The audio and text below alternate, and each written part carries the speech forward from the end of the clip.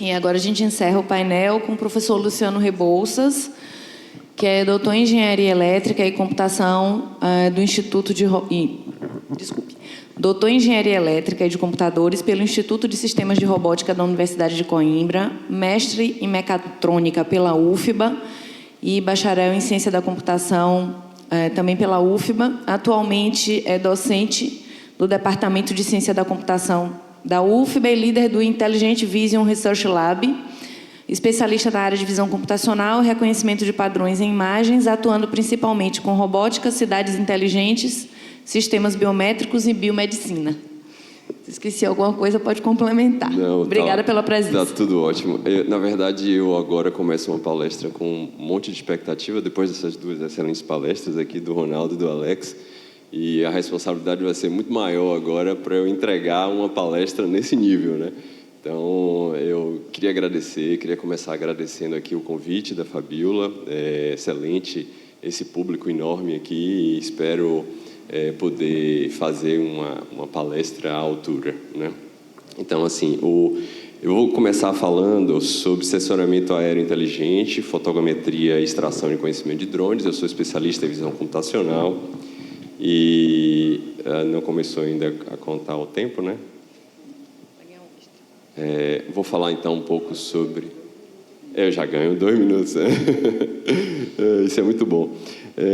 Porque eu falo pra caramba também, né? Então, pronto, já começou a falar. Então, eu vou falar um pouco aqui sobre o meu laboratório, né? Ele fica na Escola Politécnica, no 2º andar, no CTAI. Ele já tem... No ano que vem vai fazer 15 anos de existência. A gente começou a trabalhar lá com... análise de tráfego de trânsito, né? E hoje a gente trabalha em 4 linhas de pesquisas: Smart Cities, Biometric Systems, Biomedicina e Robótica, né? Dentro da área de robótica, a gente trabalha especialmente com drones e já trabalhamos com veículos submarinos, e sempre para trabalhar com sistemas de percepção nessas áreas e para munir todos esses sistemas de inteligência visual, né? Então, quem quiser pode aceder aí ao ivisionlab.ufba.br para saber um pouco mais sobre o nosso trabalho. Eu comecei a trabalhar com visão computacional há 22 anos atrás, né? Eu tenho hoje 52, foi no meu mestrado, já na minha graduação, há mais de 30 anos atrás, trabalhei com computação gráfica. E de lá para cá, eu comecei a perceber que houve uma mudança enorme. A gente percebe exatamente o período que há essa mudança, né? Não sei se todos sabem, mas as redes convolucionais são as redes que deram origem ao termo Deep Learning. E essas redes, apesar de todo mundo achar que foram criadas em 2012, elas foram criadas na década de 80, no final da década de 80. E elas foram criadas por um pesquisador na época chamado Yann LeCun. Yann LeCun, hoje, ele é o grande chefe da área de inteligência artificial da Meta, né? Ele é o grande símbolo da inteligência artificial no mundo, né? Trabalhou com o ganhador do Prêmio Nobel de Física, o George Humphrey, e ele fez, na verdade, essa revolução com as redes convolucionais. Hoje a gente fala das Transformers. Eu vi a palestra da professora Silvana, que anteriormente falou sobre o Transformers, o Alex falou, o Ronaldo falou, e, de fato, os Transformers, em 2017, de fato, traz essa possibilidade das LLMs e do ChatGPT existir, né? Mas eu venho de uma época onde a gente fazia visão computacional através de um pipeline básico. E o pipeline era aquisição de dados, extração de conhecimento, extração de features, né? Depois a gente passava um classificador e a gente definia os padrões. Essa época a gente sofria muito por causa das features, né? A professora Silvana estava falando sobre os embeddings. Hoje a gente não fala mais de features, a gente fala de embeddings, né? É um nome mais bonitinho, é um nome mais moderno, e a gente vai se acostumar muito a falar sobre esse termo. Mas, no fundo, a gente fala, a gente se refere a features. Features são extração de padrões, de características que definem o objeto, ao invés de a gente usar o objeto como um todo. Então, a gente vai levá-lo para um espaço que melhor representa esse objeto para a gente poder classificar.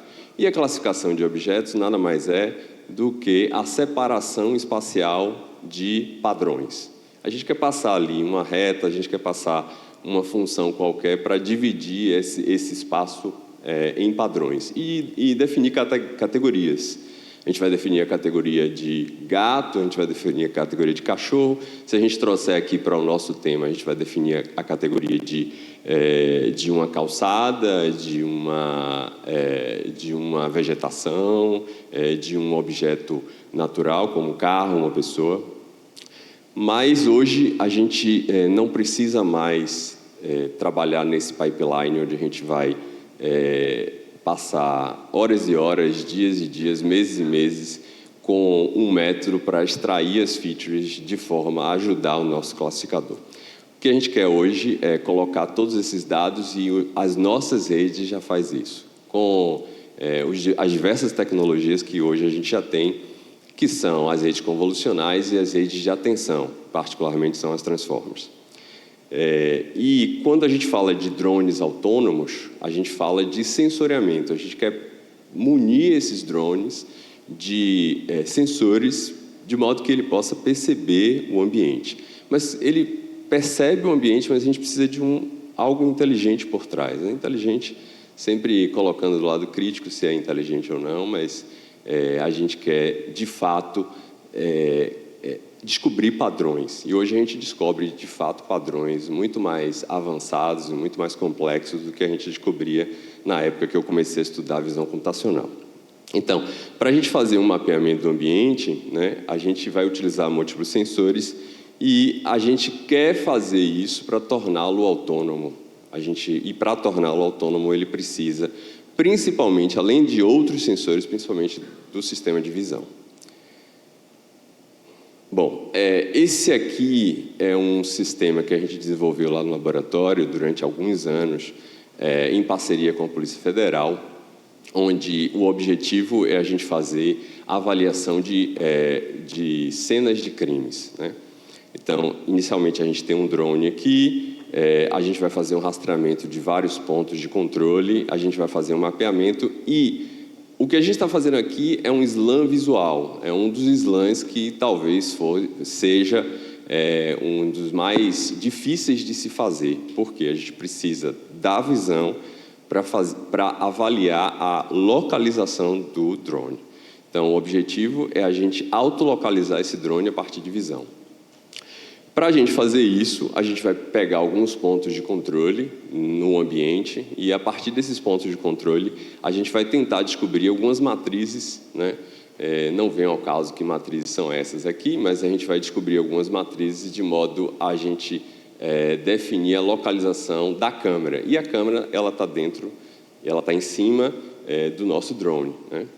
Então, vou mostrar aqui como é que a gente faz isso. Aqui é o drone que a gente está utilizando para detectar os pontos de controle. E, a partir desses pontos de controle, a gente vai descobrir a localização do ambiente. O interessante desse sistema é que, até então, nessa época, só se fazia esse tipo de sistema com uma câmera. A gente faz com 2 câmeras. Então, a gente utiliza um sistema estéreo para auxiliar na definição de profundidade, né, desses drones. Então, uma vez que a gente tem essa autolocalização, a gente vai para uma outra etapa, que é a etapa de detecção desses objetos. Mas aí vocês podem perceber o seguinte: eu estou no drone, ele tem uma determinada velocidade, e a partir dessa velocidade eu também tenho que observar o tempo de processamento da minha câmera, porque se essa velocidade for maior do que o tempo de processamento, eu vou ter vários lags, né? O que a gente chama de lags, e a gente não vai reconhecer esse objeto adequadamente. O que a gente faz aqui é um sistema de percepção um pouco diferente, onde, à medida que a gente vai passando, a gente vai pegando estimativas desse objeto e tentando detectar esse objeto e unir todas essas estimativas de vídeo até a gente depois fundir todas essas observações e ter uma maior certeza do que aquele objeto é aquele objeto mesmo, né? Então, nesse caso aqui, são cenas de crime, mas a gente pode facilmente mover essa ideia para qualquer outro tipo de aplicação, né? Então, nesse caso aqui, a gente está detectando uma raquete, uma bola, uma arma maior de fogo, uma arma menor de fogo. E o interessante disso é que o nosso sistema de localização anterior, ele está aqui fornecendo, se você puder passar de novo aí o vídeo, só para eu mostrar um detalhe aqui no vídeo, né? Mas até que a gente faça isso, eu tenho aqui o drone, que é um pontinho ali do lado direito da minha tela, e aquele drone ali é um simulador que, na verdade, está pegando a localização do objeto no drone real.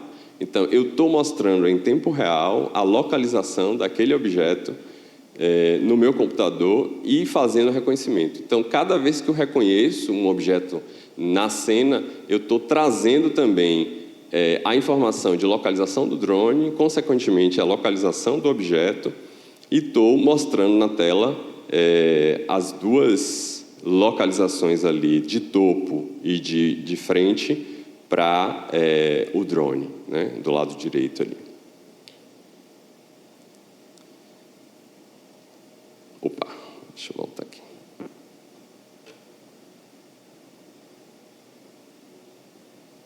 Bom, esse trabalho, ele rendeu uma publicação, uma entrevista, na verdade. Opa.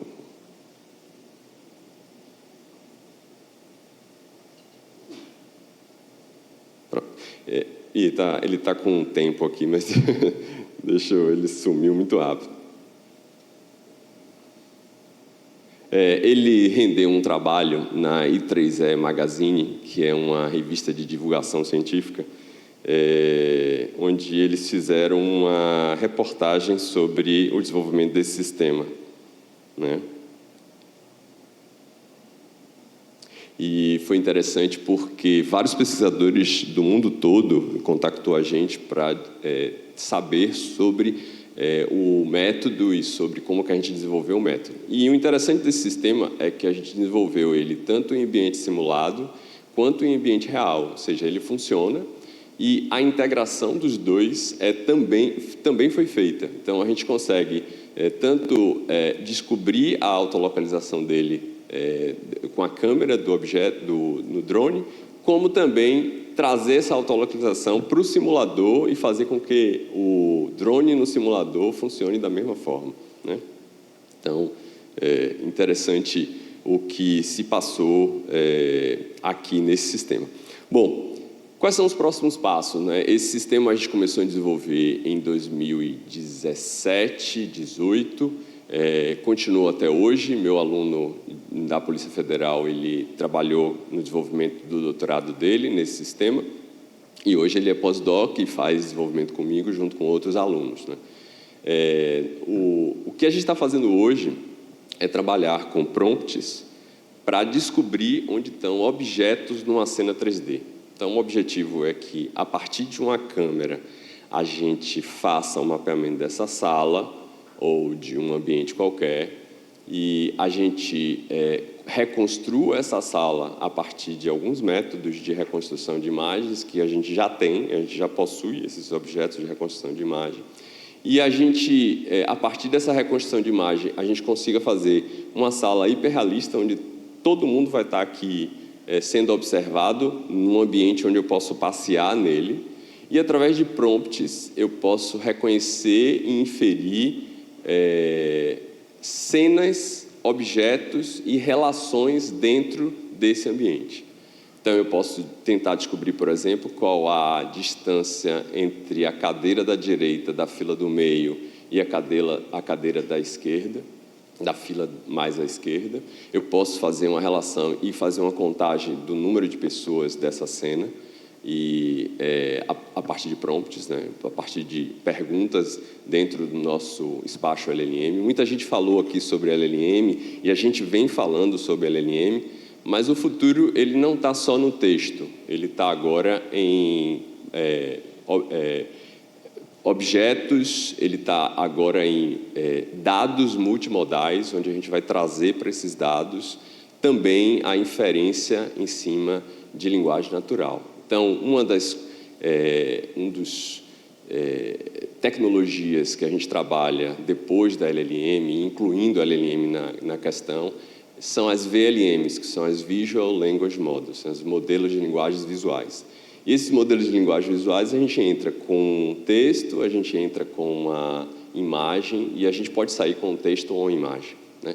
Então, nesse caso, a gente vai fazer algumas perguntas e a gente vai querer, por exemplo, detectar onde é que estão todas as cadeiras nesse ambiente. E aí, com a detecção dessas cadeiras, ele vai me trazer vários paralelepípedos, né, indicando onde que estão as cadeiras, já com a geolocalização, já com a quantidade de número de cadeiras e fazendo todo um data analytics dessa sala a partir de um point cloud, a partir de um conjunto de pontos, né? Dentro da fotogrametria, a gente não só vai detectar as coisas, mas a gente vai ter também um espaço métrico, né? Esse é o grande desafio quando a gente trabalha com reconhecimento 3D e reconstrução 3D.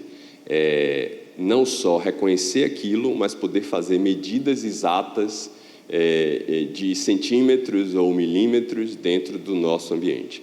E isso é importante porque a gente quer fazer essas medidas e essas medidas são absolutamente factíveis de serem feitas, né? A detecção de objeto ela passa a ser muito mais fácil porque eu vou trabalhar em cima de prompts, né? Onde internamente ele vai tentar decodificar os prompts que são usados em detectores de objetos, né? E as análises de cena elas vão ser muito mais analíticas, né? Elas vão ser muito mais aprofundadas em cima de tudo de um framework só, de modo que eu possa utilizar isso para geolocalização e geoanálise da minha cena, né? A gente tem hoje aqui, fazendo uma referência, o Spatial LLM, que foi um trabalho publicado dentro do CVPR, que é uma das maiores conferências do mundo, né? Aliás, eu posso dizer que a minha palestra aqui é muito complementar ao do Alex, que veio com uma ideia bastante de aplicação e de mercado, que é interessantíssima. Mas, por outro lado, a gente pega todos esses breakthroughs, esses estados da arte, que vem do CVPR, que, na verdade, é uma conferência que é bastante patrocinada pelos grandes players e as grandes big techs do mundo, né?